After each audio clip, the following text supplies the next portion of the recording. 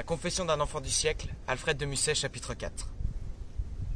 Le lendemain, au lever du soleil, la première pensée qui me vint fut de me demander « Que ferais-je à présent ?» Je n'avais point d'état, aucune occupation.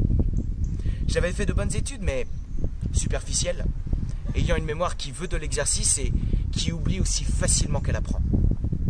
Mon seul trésor après l'amour était l'indépendance. Dès ma puberté, je lui avais voué un culte farouche et je l'avais pour ainsi dire consacré dans mon cœur. C'était un certain jour que mon père, pensant déjà à mon avenir, m'avait parlé de plusieurs carrières entre lesquelles il me laissait le choix. Je les remuais, toutes dans ma tête, les unes après les autres, jusqu'à la dernière.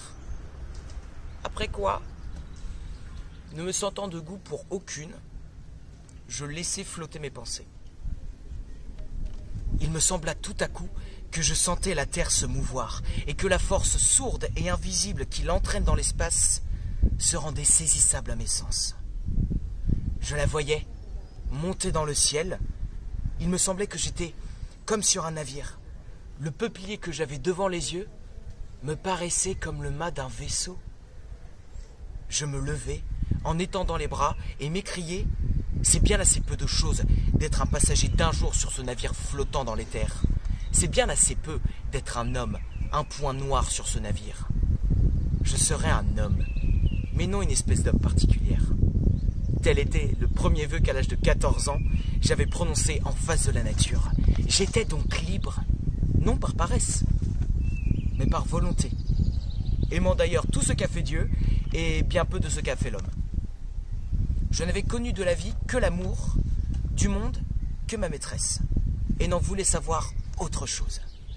Aussi, étant devenu amoureux en sortant du collège, j'avais cru sincèrement que c'était pour ma vie entière, et toute autre pensée avait disparu. Mon existence était sédentaire. Je passais la journée chez ma maîtresse. Mon grand plaisir était de l'emmener à la campagne durant les beaux jours de l'été et de me coucher avec elle dans les bois, sur l'herbe ou sur la mousse, le spectacle de la nature dans sa splendeur ayant toujours été pour moi le plus puissant des aphrodisiaques. En hiver, comme elle aimait le monde, nous courions les balles et les masques, de sorte que cette vie oisive ne cessait jamais. Et par la raison que je n'avais pensé qu'à elle tant qu'elle m'avait été fidèle, je me trouvais sans une pensée lorsqu'elle m'eut trahi. Cependant, sur cette ruine, il y avait quelque chose de bien jeune encore. C'était l'espérance de mon cœur, qui n'était qu'un enfant. Cette espérance que rien n'avait flétrie ni corrompu et que l'amour avait exalté jusqu'à l'excès, venait tout à coup de recevoir une blessure mortelle. La perfidie de ma maîtresse l'avait frappée au plus haut de son vol. Et lorsque j'y pensais, je me sentais dans l'âme quelque chose qui défaillait convulsivement, comme un oiseau blessé qui agonise. La nature, ma mère chérie, depuis que j'étais seul, me semblait au contraire plus vaste et plus vide que jamais.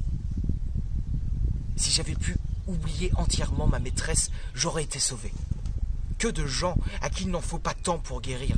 Ceux-là sont incapables d'aimer une femme infidèle. Et leur conduite en pareil cas est admirable de fermeté. Mais est-ce ainsi qu'on aime à 19 ans, alors que, ne connaissant rien du monde, désirant tout, le jeune homme sent à la fois le germe de toutes les passions? De quoi doute cet âge? À droite, à gauche, là-bas, à l'horizon, partout, quelque voix qui l'appelle, tout est désir, tout est rêverie. Il n'y a réalité qui tienne lorsque le cœur est jeune. Il n'y a chaîne si noueux et si dur dont il ne sorte une dryade. Et si on avait 100 bras, on ne craindrait pas de les ouvrir dans le vide. On n'a qu'à y serrer sa maîtresse, et le vide et remplie.